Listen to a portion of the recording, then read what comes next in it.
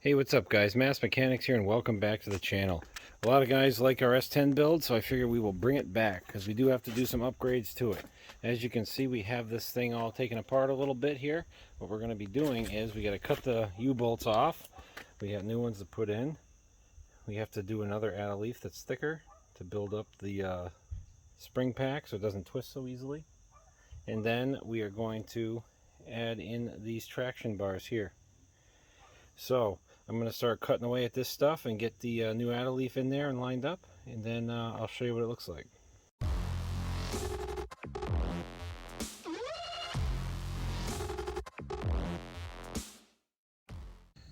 Alright guys, as you can see, we got all the U-bolts cut off, and now we have this lowered down. Now a lot of people are interested with leaf springs because there's a lot of pressure here and they get nervous, but then they might think, oh, the thing is unbolted now, so if I cut this stud off and then put a new center pin in with the leaf spring, it'll be fine.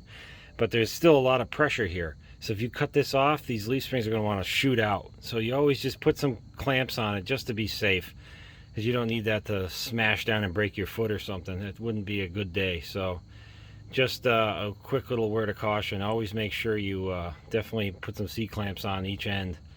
That way you don't have any problem, because you're going to need these anyways when you put it back together, because it shows you how much pressure there was with it all together. When you have to actually put the Addaleaf in, you're going to need these C-clamps to squeeze it tight again to get this pin to go in all the way. So yeah, let me cut this bolt out and get the new Addaleaf in. Alright guys, well I jumped ahead a little bit, not too much. I just got the new pin in here.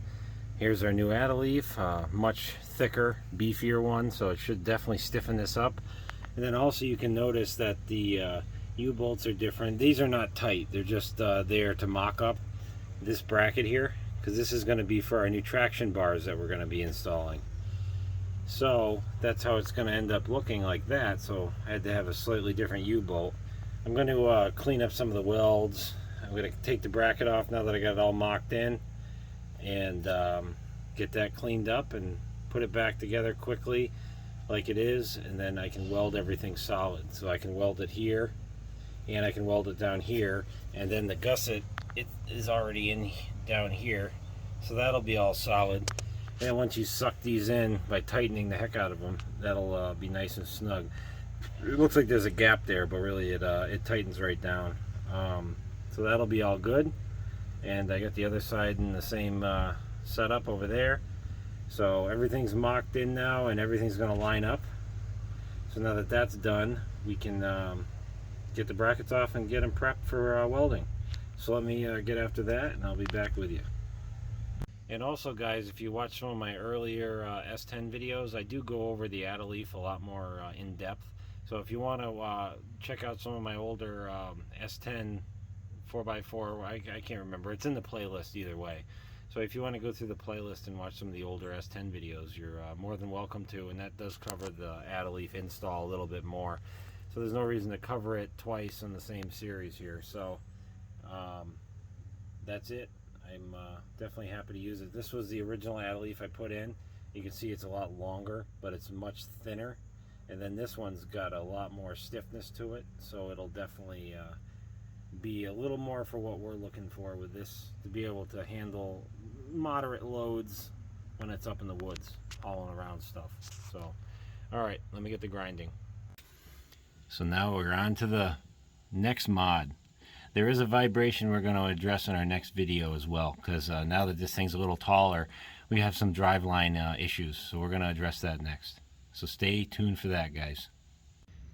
And to address this front bracket, all we ended up having to do was bolt it in here, drill 2 holes, and then there's also 2 holes underneath, one there and one on the other side of that bracket there. So we drilled that out and bolted it right in, and then you got your regular bar stuff right there. It's been raining a lot here, so that's why it's a different day, but as you can see, it goes right in. That's all welded up nice. Wish I had some light here for you. I'll try the other side and see if you can see a little better. Well, here it is all put together. It went real easy. I'm going to re-snug these one more time after driving it a little bit. Then I'll cut the ends off so that way there's plenty of clearance up here.